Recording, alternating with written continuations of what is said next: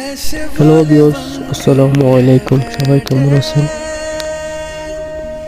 এই যে জমিতে ধানের বীজ পালানোর জন্য জমি ভালো করে সমান করতেছি মই দিয়ে,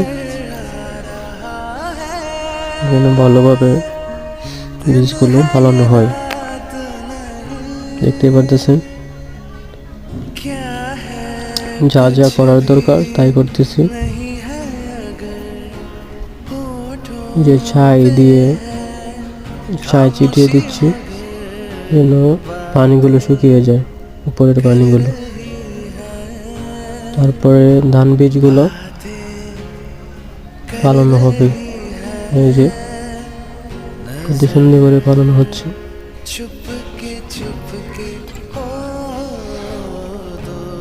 দেখতে পারতেছেন, ধান বীজগুলো ছিটিয়ে দিচ্ছে।